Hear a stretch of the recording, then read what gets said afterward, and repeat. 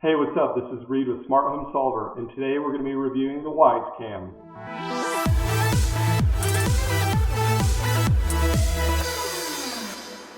And the Wyze Cam is a super inexpensive camera that costs about 20 to 25 bucks.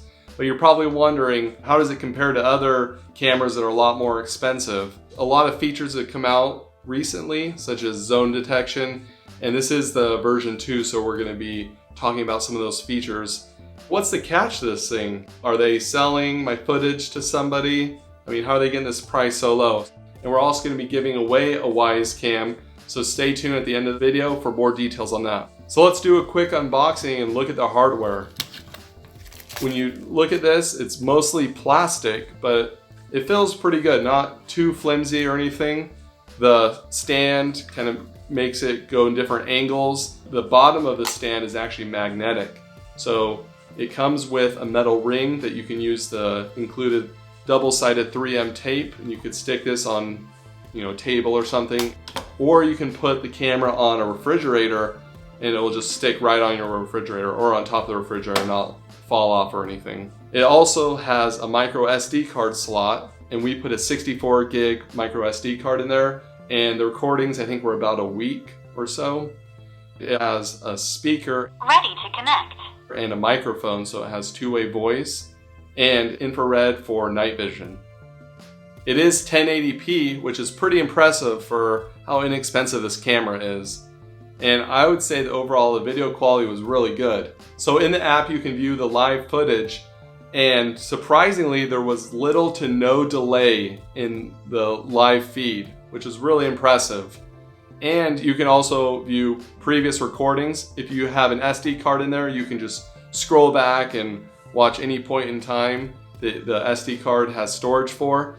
If you want to use the free cloud storage, you can see 14 days free cloud storage. 14 free days of cloud storage. That is super generous for how inexpensive this camera is.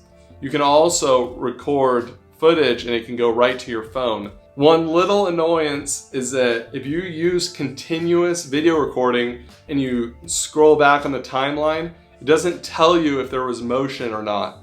Now, if you're not using continuous video recording, then you can see the parts obviously that have motion because it's recording there. You can also set up time lapses, and this is nice for watching a pet, see what they do all day. We set it up, watch our dog, and kind of see what she does, which is mostly sleeping on the couch. For the alerts, there are actually 4 different things you can be alerted for: motion, sound, smoke detectors, and CO detectors. Now, it doesn't have a smoke or CO sensor built in, but it can alert you if your smoke or CO detector is beeping. For motion, you can set up the sensitivity 0 to 100, as well as sound, you can set it to 0 to 100 sensitivity. If it's setting off too many triggers, you can have it pick up any motion in the whole screen, or you can toggle it to pick up a certain zone. Can't do multiple zones, but you can narrow it down if there's dogs or something running down below and you want to see people up above. So there's also two-way voice, and when you hold down the microphone you can speak through the camera. The arsonist had oddly shaped feet. And it will mute the speaker, and then when you let go it will unmute the speaker. So in the version 2 of the camera there is motion tracking, and what this is the little green squares that you see appearing that are tracking the motion. I feel like it's a nice little feature that points out where motion is. There's also some advanced settings that you can toggle. You can turn off the activity light, you can rotate the camera 180 degrees, and you can timestamp the watermark onto the videos. Overall, the app worked well, but it was just still a little glitchy. Obviously, I don't have super high expectations for how inexpensive this camera is. The app wasn't anything unbearable. It was just maybe not the most high quality app. So this camera is so inexpensive. What is it? Some kind of Chinese spy camera? Wait. Some people reported that this Wyze Cam was hitting IP addresses in China and all over the world.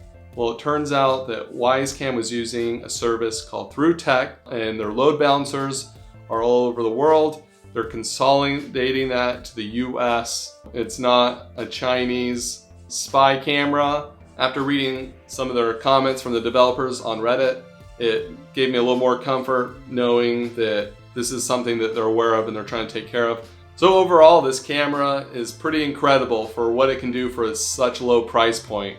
You know, we've paid a lot more for cameras that aren't as good as this. So for the Wyze Cam giveaway, just comment down below what you'd use the Wyze Cam for. We're gonna announce it on our Twitter, and we'll also link to it in a pinned comment in this video. So keep an eye out for that. If you haven't already, subscribe to the channel if you want to see more smart home videos.